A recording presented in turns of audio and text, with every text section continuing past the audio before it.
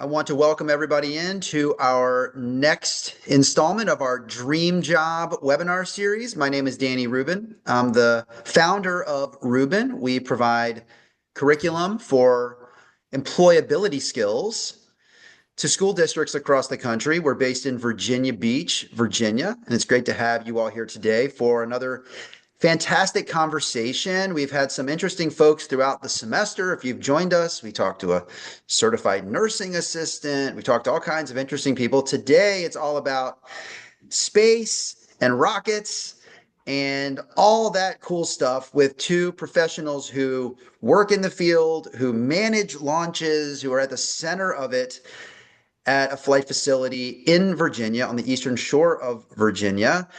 Sean Mulligan and Sidnee McGee, and I'll have them say hello in just a moment. I do want to mention, those of you who are on our email list, you know that we do a contest every year, this time every spring, called America's Next Great Intern. And we have students compete around the country to show off their employability skills, their email skills, their research skills. And today we unveiled our national finalists. So I would encourage you to go to this website.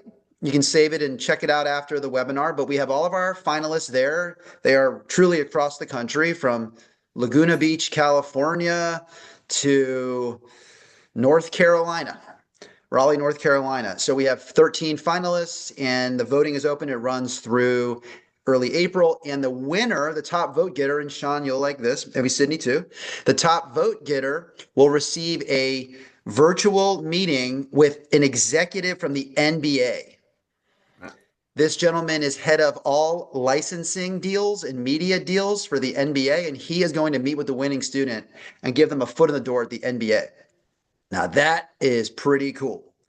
So check out the finalists. They're all terrific young people, and give a vote for whomever you'd like now through April 4th. All right.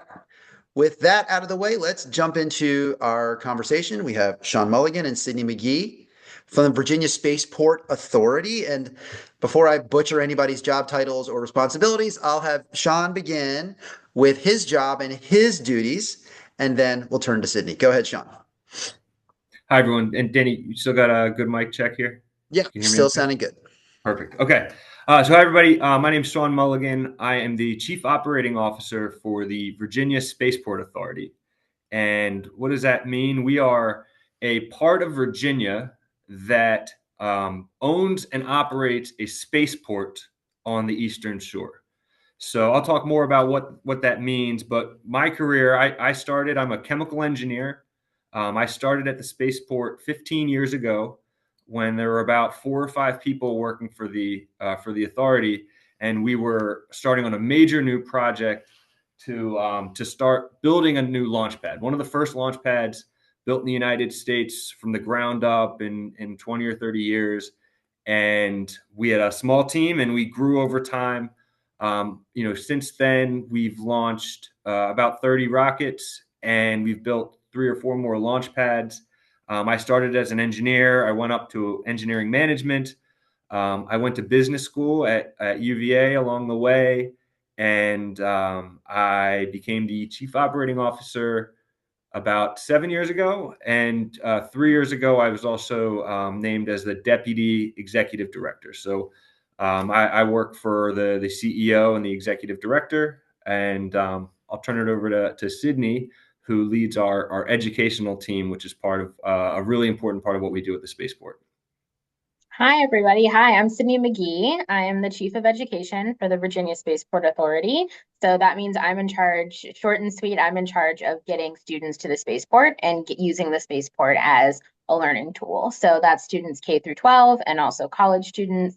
We have internships for high school and college students, and we have some students that will come in high school and middle school for shadow days, just to follow someone around for a day and see what it's like to work at a spaceport. So I'm in charge of coordinating all of that. So anything K through 12 and university level, and even a little bit beyond to the graduate level, runs through my department. I was a classroom teacher for a long time. I've been in education overall for a little over 10 years now. So I was a classroom teacher for a long time. I've been an admissions director, and now I'm a chief of education at VSA. Hopefully there's some connections for you, Sidney, and the schools that are here today. Even if they're out of the geographical area, maybe there's opportunity to zoom in later and talk more with them. We'll see what kind of connections we can make today. And I do want to welcome Lorraine Justice and her team from Rappahannock Community College, Kristen from Tri-County Engineering in Massachusetts. Thank you all for being here. Okay, so Sean, we talked before. Let's start off with the video that you have to set the Sure. stage for the work that goes on. And thank you, Sidney, for providing a link in the chat to learn more. So Sean, why don't you let's give it a shot. Let's share the Yeah. video and let's try to play it so everybody can get a baseline of what kind of work goes on, and then we'll dig into what it looks like on the ground and in the sky as it goes. So let's see if we can pull that off. All right. Let me know if you're seeing this, Danny. I'm not seeing it actually. All right. Stand by one. I heard it, but I didn't see it. Okay.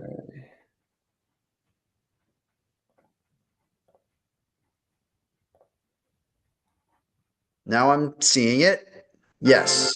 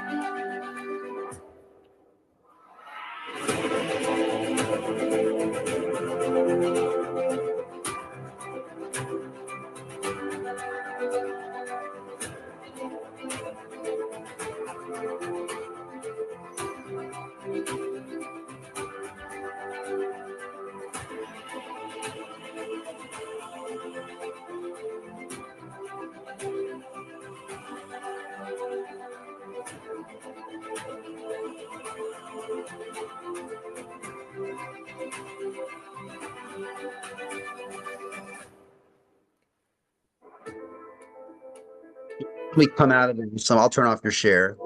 Yeah. Okay, that was great. There's so much going on at the spaceport, like so many buildings and facilities. John, I want to start with a question. At the very beginning, it said you provide services to government and commercial. So when Yep. people think of rocket launches, we think of Cape Canaveral, we think of NASA, but you're also working with non-governmental entities, private companies. What is the day to day? How do you work with both sides? Yeah, so it's a great question. And when people think about launching rockets, you're right. They think about NASA and they think about the Cape. But really, commercial companies, so companies like Rocket Lab, Northrop Grumman, SpaceX, these are commercial companies that are now doing launch for the government as a service. So this is a kind of a transition over the last 20 or 30 years in the industry where at one time, all of those would be like really governmental. The government would own a rocket. And now they've kind of transitioned as space is becoming more commercialized. So commercial companies are doing these and they are our customers. So you can, another way to think about the spaceport is think about an airport and the airport's customers being Delta and United and airlines like that are using that facility.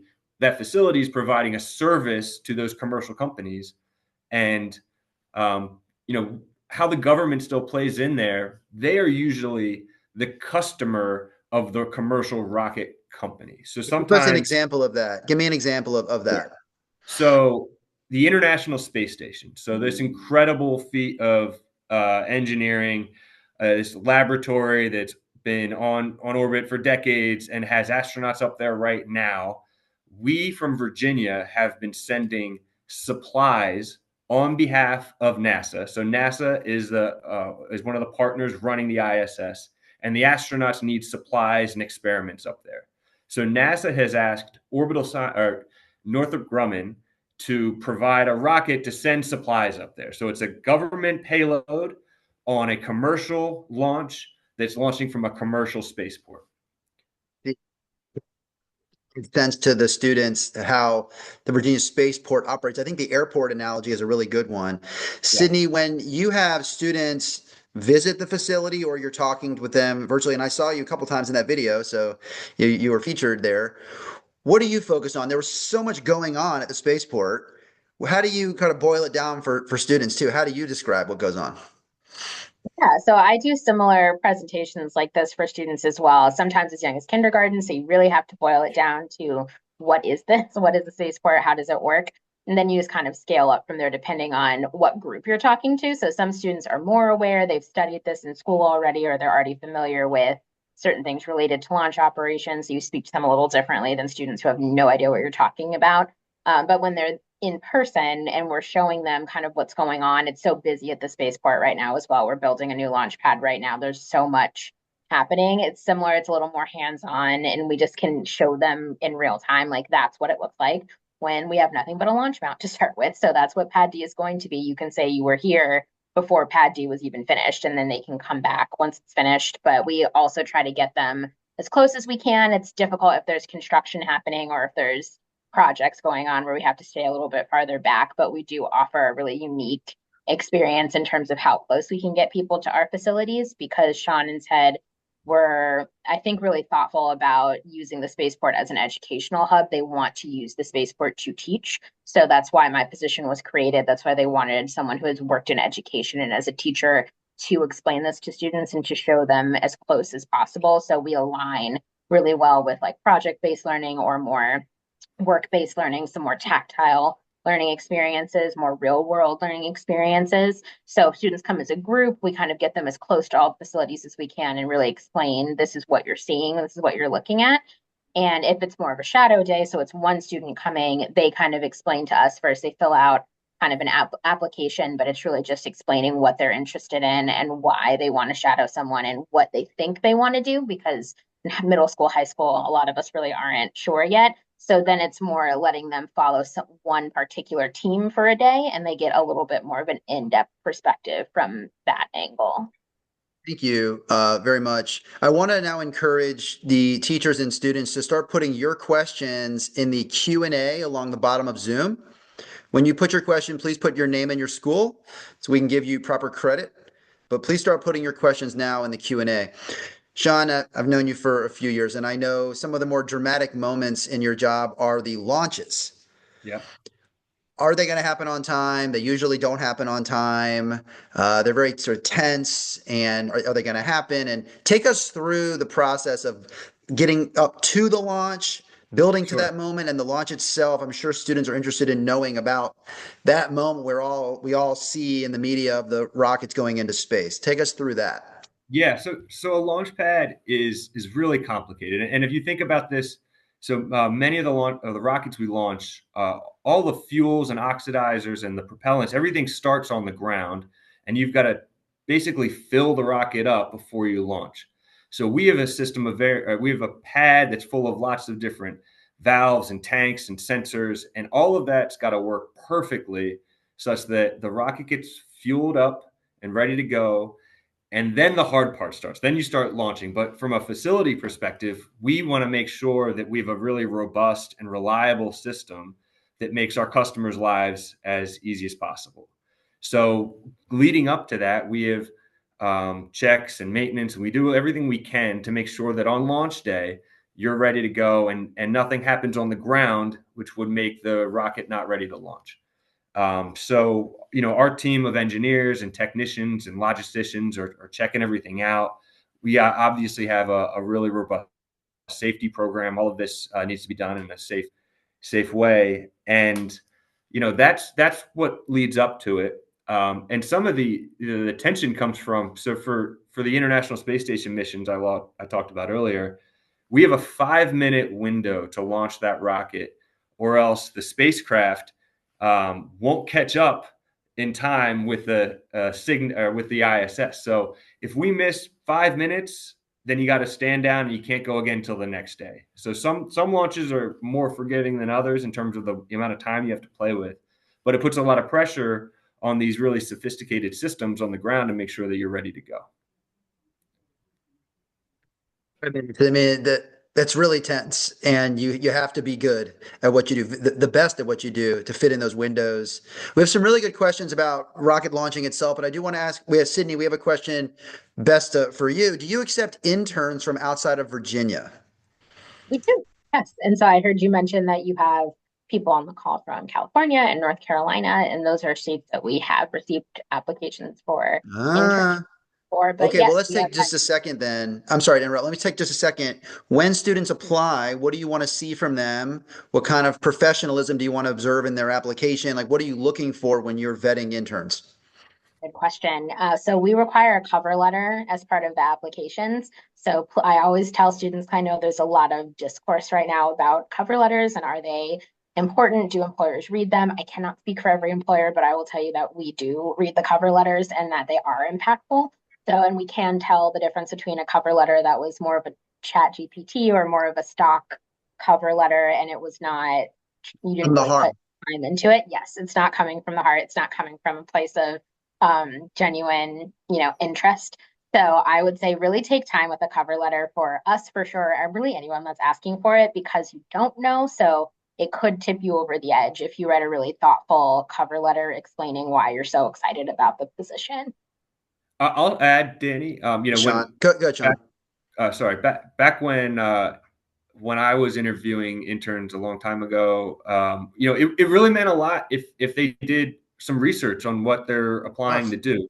We have a complicated business that not a lot of people know what a spaceport is or what it means, and it goes a long way to show that you did some homework, you want to understand it's important to you. This isn't just one wrote internship check that you're just waiting to get to the next one, and it's a volume thing. This is important to you, and that you care and want to be here. Mason, I usually have to hit those points myself, but you both said what I would have said, so I won't even belabor it. But amazing advice. Sidney, and we can do it again at the end, but if students want to intern, how do they do it? Do they go to the link you provided and follow the instructions there? Yes, so the link that All right. I provided is specifically for the education page of the website. And if you scroll down towards the bottom, that's where all the internship application information is. So I can post it in here again. But yes, that's where We'll you try to go. put that in the recording too.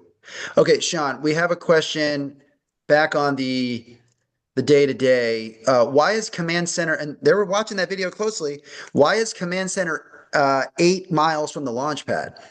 Sure. Yeah, great question. So when you're actually launching, you can't. It's about 2 miles for the biggest rockets we launch where you can't have people in at all from a safety perspective. So you get your final checks and make sure everything's good, and then you clear the area to make sure that everyone's safe. And there's a team that analyzes what size a ring that needs to be. And from that point, 8 miles may seem like a long way, but everything's connected by fiber optics, and that's a less than 10-minute drive back to the pad. This was a facility that's got a lot of stuff in it that we use already, so it's close enough. It's also co-located with the rest of the NASA facility here that we share.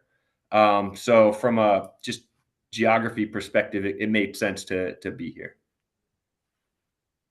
From Lorraine and her student Lily, Rappahannock Community College, or the TRIO program at Rappahannock. There was a recent explosion of a rocket. I think I saw this. Was this a SpaceX rocket? If I don't, recently exploded. Were you involved with this, or if not, how do you deal with issues like when rockets explode? Sure. Yeah, it's a great question. We were not involved with that launch. We have had past missions where we've had rockets explode, and the safety department that I talked about earlier is really what we rely on. And so we are licensed.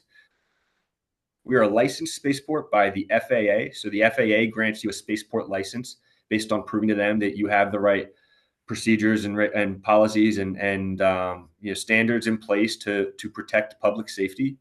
And then the rocket companies themselves are licensed by the FAA for every time they launch. So they have to go to the FAA and say, this is what the vehicle is going to do. This is how it was built. This is how we know it's going to be safe.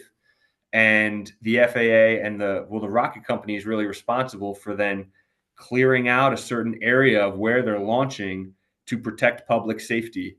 And that's, was done by that mission that was referenced earlier, and for every one of these. So there is a government accountability on there. And there's these just really smart people that are thinking about the different kind of ways that things could go wrong, and how and what can we do to minimize risk. But also, you can go the other way and try to. You don't want to say nobody can be anywhere in the Atlantic Ocean if we're going to launch, right? Because you could think about that being really disruptive to commercial airlines and the sea traffic. So you want to kind of optimize around how can you integrate this new mode of transportation in rocket launches as seamlessly as possible into our existing other modes and our day-to-day life. Question from Lionel Hines out in Temecula. He asked it a couple different ways. And Sidney, I'll start with you. I don't know if you're best suited to answer it, but he said, if you want to work at Virginia Spaceport, is it good to have experience with Space Force or NASA or JPL, which I guess is Jet Propulsion Lab? Do you work with those organizations? Is it good to have experience before they come to you? How do you interact with these other known sort of entities like those? Yeah, so there's a whole aerospace cluster out here at Wallops Island. So NASA is right here and close to us, and Northrop Grumman, Rocket Lab's one of our customers. So there are other groups out here actually right kind of around the way from us. So it can be helpful to have worked at one of those places before. You don't have to have worked at one of those places previously. Some of us are not engineers by trade or do not have a background working in aerospace. So doesn't eliminate you if you have not, but it can certainly be helpful to have prior experience with NASA or with another agency that does similar work to us, just because it's nice to have experience. Yeah, Danny, Sean, go ahead. Yeah, I'd love to. So I mentioned earlier, I'm a chemical engineer. I had no background in space, zero. When I was hired, it was around building these new fueling systems. So I had some experience in process piping and fluid dynamics, things like that. Nothing to do with aerospace. And really, I would say the vast majority of our workforce, nobody's going to school right now to be a spaceport engineer. And we're a really multivariate disciplines. It's a lot of mechanical, electrical, but it's also not just engineering and technical workforce. I wanted to shout out Carter Birch, is part of our external relations team who built that video that you saw earlier. He was a former intern of ours, from a few years back, and now is doing this like exceptional marketing and digital kind of communication work for us. We have we've just recently started branching out and trying to bring more business students in through when they're, a summer internship type program while they're getting their MBA. Because as the spaceport grows, I mentioned I started, there were 4 or 5 of us. We're now like 130 people. So we have a much more complicated business, and we touch a lot of different facets of federal, commercial, government work, economic development. So we need different types of people to help us think about that. Launching rockets is very cool, but we exist to drive the Virginia economy. And that's why the Commonwealth invested in us the way they have. And the last thing I want to mention, kind of tied to that, is it's almost like the reverse of the question. We end up being a really excellent feeder to those type of organizations, and specifically our customers. So as we're trying to develop this new, technological hub that didn't exist as it does now here in a more rural area, our customers that are coming in and want to launch rockets, they're looking for workers and they're looking for workforce.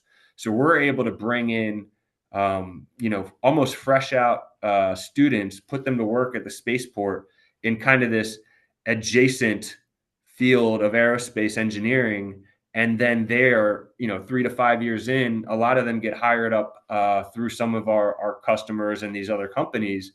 And that's great for us, right? It's not easy to keep kind of training, but that's kind of what we're here for, is to like build this pipeline of, from the students that come through and attend, the internship programs. There's a really excellent space camp that there's a nonprofit that's not directly associated with us, but there's a space camp that's run out of here, the Virginia Spaceflight Academy, that I'm on the board for as well.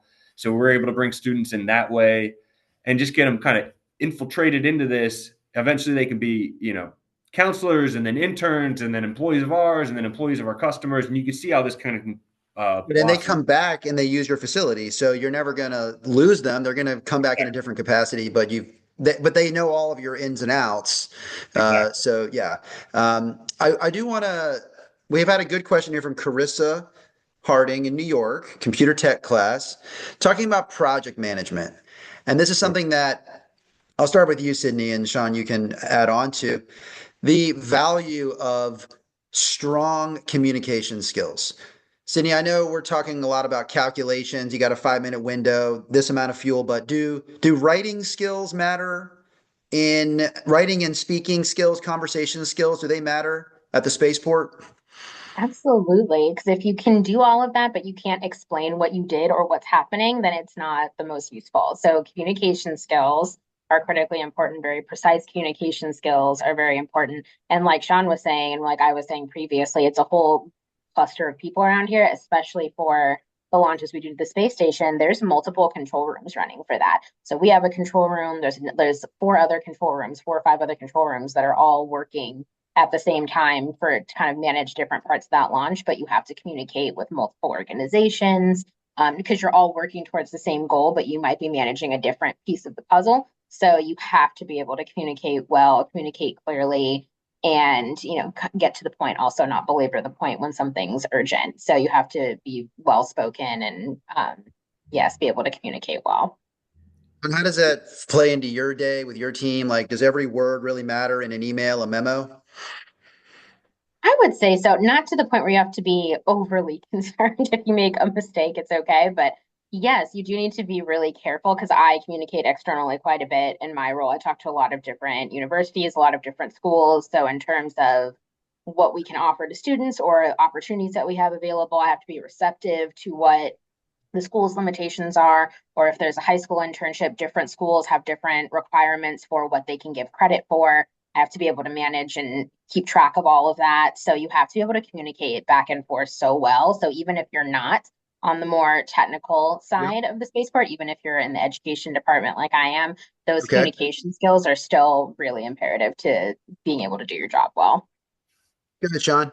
Yeah, two things on that. So I'll say I believe the most valuable part of my career progression has been my ability to understand complex problems, but really it's about explaining what's important and translating that to the non-technical folks from the business community, from the finance and trying to kind of draw some of these lines together, understand what's important technically, be able to ask hard questions, but really communicating that outwards in various different forms, from speech to email to whatever.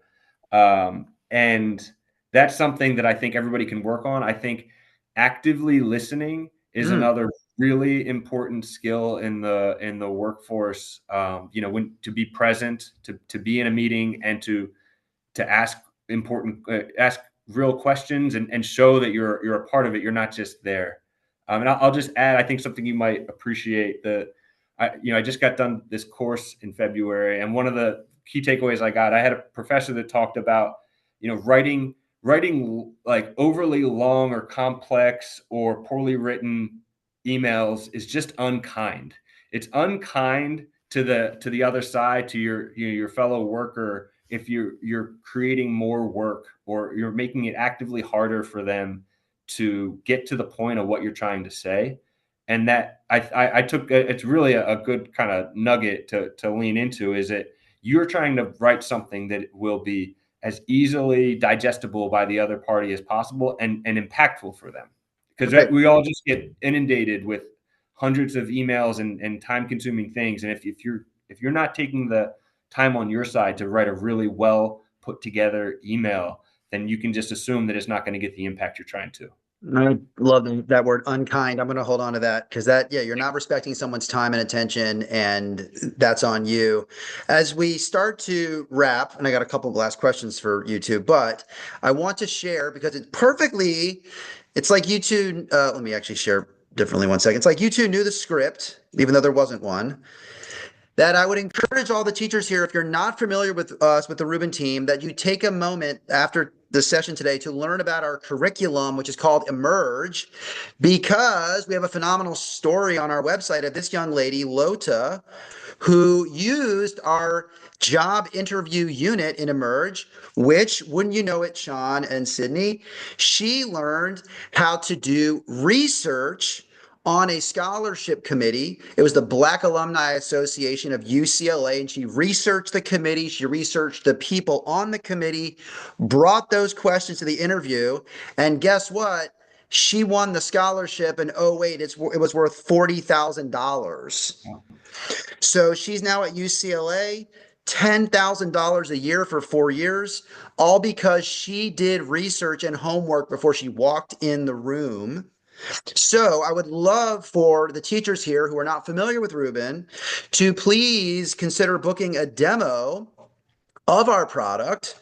If you're looking at new materials for the upcoming school year, this is the perfect time. Our team would love to show you what Emerge is all about, how we're helping students across the country land huge successes inside and out of the classroom. So please consider booking a demo and checking out Emerge if you're in that mode of looking at what's next for the 25-26 academic year.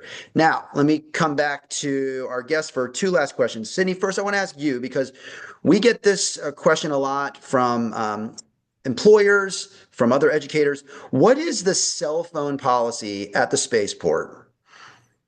So we have work phones and we have personal phones. So your work phones are supposed to be for all things work related. So if you do need to make a personal call or deal with something personal, then you would use your personal phone for that. But all of your work related stuff is on your work phone. We have like all of our work related apps like Teams and Outlook and all of our email and stuff on our work phones. Like in a meeting, should your phone be on the table or should it be in your pocket? Like, should your phone be visible in meetings? What's the general policy on that? Typically, it's okay if it's visible in meetings, but you should only be on it if there's something urgent happening. So if someone's presenting or if there's something going on, which typically there would be because you're in a meeting together, you would have your phone there in case of emergency. You shouldn't be on your phone while someone's talking. It's not polite. Thank you. And Sean, I'll give you the final word. So you came out of Delaware fighting blue hens. And chemical engineer, and you probably didn't imagine you'd be doing the work that you've been doing for 15 years, right? It wasn't on your radar at all. And as you said, it wasn't your background. So, but you've stayed in it for many years, and you are, basically running the organization, and you've grown in all kinds of ways. So why stay with it? Why is the work still meaningful to you? 15 years later. Why should other students consider this field? Yeah, I think that it's a great question. I've never had a boring day in my life. I've never literally, not in my life, in this job, I've never Right. Your like work life. waited for like, oh, is it 5 o'clock yet? I need to get out of here. What happens? It's always, I can't believe it's, 5 or 6. I have, this laundry list of things I wanted to accomplish. It's been an incredible opportunity to be part of a dynamic and growing industry. It's incredibly cool to launch rockets. You can go out there and you'll never get tired of seeing something that's 130 feet tall, and then the next day it's in space. So that's just it's a really demanding and hard job at times. Launches can be high stress and really critical, but it's also, you can see just incredible teamwork. People pull together. People work long shifts. People work the middle of the night. These rockets are unforgiving in terms of timelines, and being able to accomplish that together, I think, is a really strong motivator. And the kind of the last thing is, as I've got 2 little boys.